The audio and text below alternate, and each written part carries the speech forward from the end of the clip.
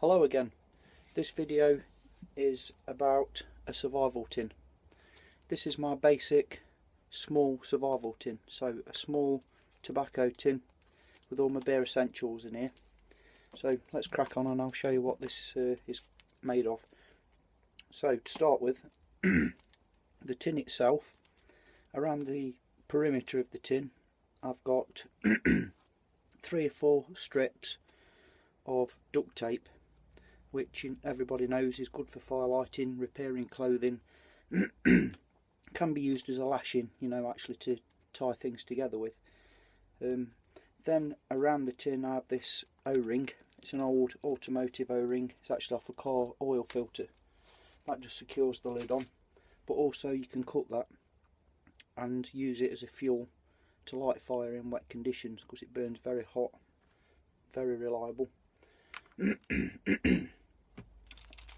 Underneath the tin I carry 2 zip bags. In there's a bit of toilet paper for toiletry needs, and also it's a good tinder to catch a spark to light a fire. Each one of these bags holds roughly ½ litre of water. So that basically is what the main uses of these bags are for, is to collect water, carry water, drop your water purification tablets into. You got yourself some clean drinking water. You can also use these to wrap around foliage for the condensation method of gathering water, which I'll probably cover in another video. So the tin, we open the tin up. The first thing inside here is this little credit card pouch type thing here, and in there is a 4x magnifying lens, one of these flexible type of lens, so you can do close-up work to read the fine detail on a map with it, and obviously magnify the sun's rays onto a tinder ball to create an ember and blow into flame, so firelighting method. Then we move on to probably the most important bit of any survival kit, is your survival knife. With this being an emergency survival tin, you're limited for space and room, so I choose to carry one of these. It's a small, it's actually a neck knife. This one's made by Miltech. It's a solid 1-piece knife, small 1¼ blade. It's very sharp. It's ideal for skinning an animal. I can use this to shape sticks into traps, make feather sticks for fires, etc. It's just enough. It's robust enough to do small battening with. It's just enough to get you out of a sticky situation. Comes with a little leather pouch. So that's really your most important bit of kit. And moving on, I've got one of these Instacloth compressed towels, which are sealed in this. I've covered it in a previous video. Sealed in a little pouch here. They can be used for tinder. You can actually light these. Toiletry needs again. First aid, because they're hygienically sealed, they're sterile, you can use them as a field dressing. In my opinion, worthwhile carrying. Check out my other video to see these being used in a bit more detail. Then I have a packet of stormproof matches and striker sealed in this bag. Self-explanatory. A small LED torch. These are dead cheap, but they're quite reliable. A small battery operated LED torch. It's nothing worse than trying to do your tasks in the dark, and it just makes life hard work. So for how much it weighs in the room, I suggest carrying one. 2 small candles. These are the party trick candles. Again, I covered these in a previous video. So the relighting candles basically, so on a windy day they stay lit. So 2 of those. A good quality standard lighter. This is a survival tin, not a bushcraft luxury sort of items. So why make life hard work for yourself?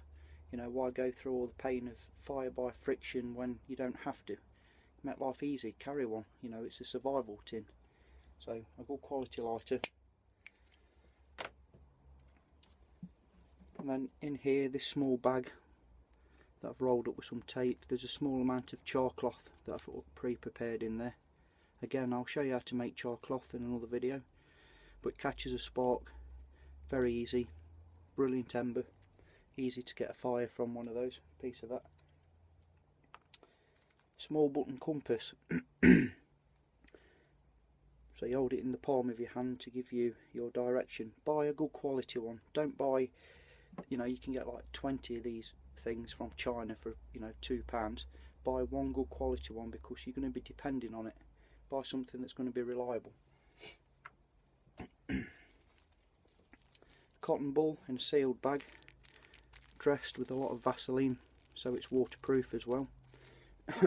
If you open this cotton ball out, you'd be able to cut that into 3 or 4 pieces, which you'd be able to create 3 or 4 sparks from. Also, you'd be able to use the Vaseline to waterproof any equipment and gear that you've got. And if you use you know, pharmaceutical grade Vaseline, can be used as a first aid equipment as well, so I recommend carrying at least one of those.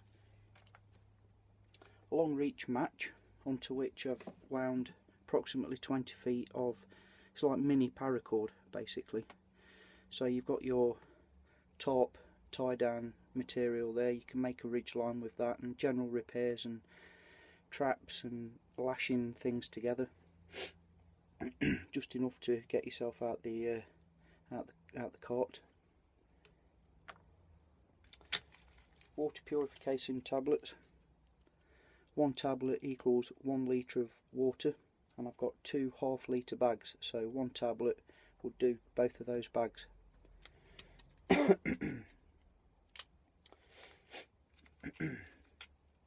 Another long reach match.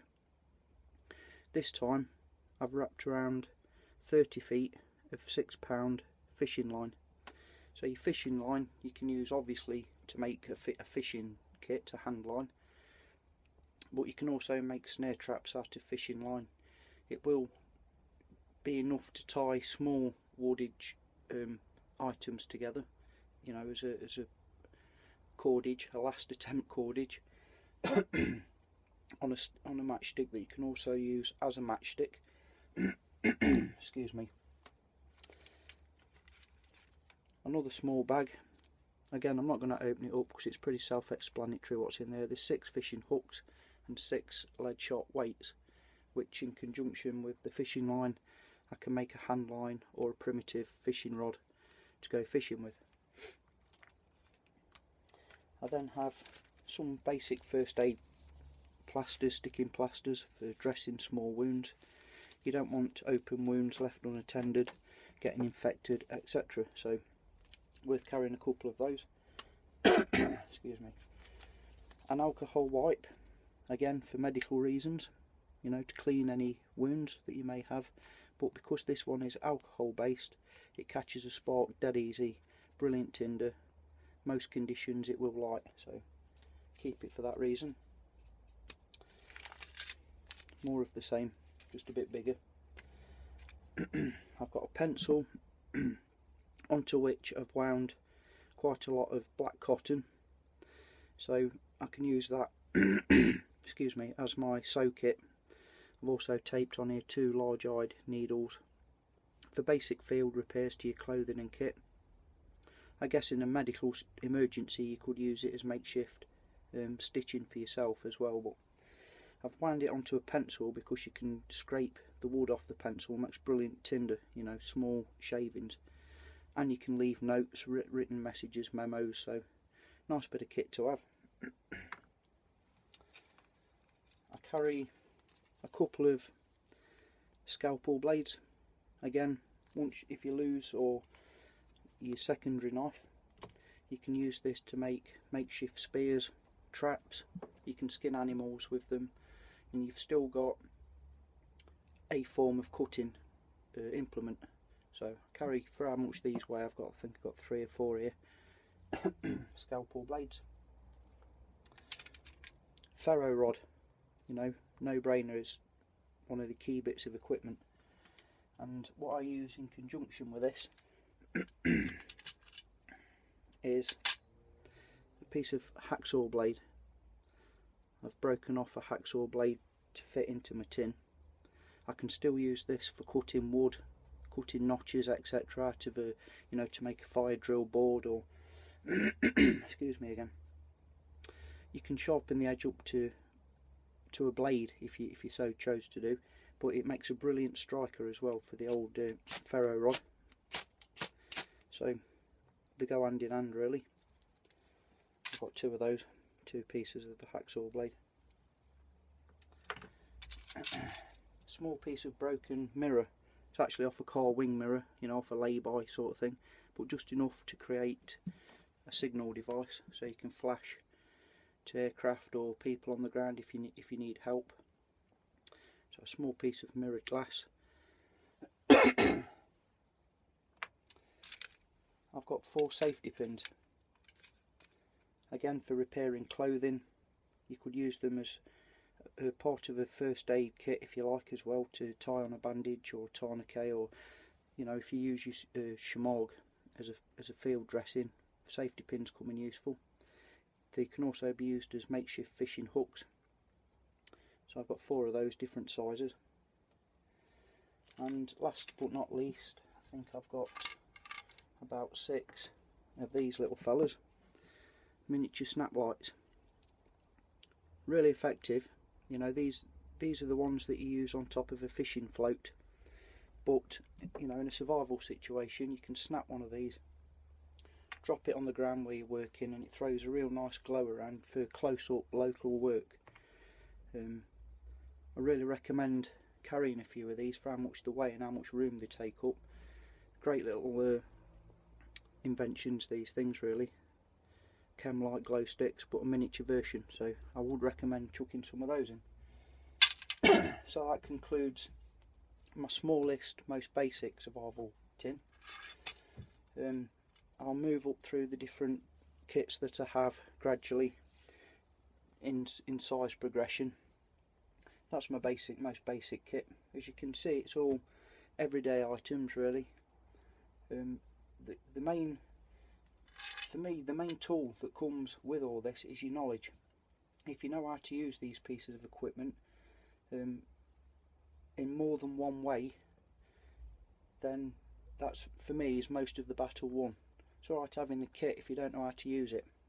So choose carefully what you carry and get familiar with it. Go out there and use it and try it. So it's no good having all the gear and no idea, as they say. You know, try it.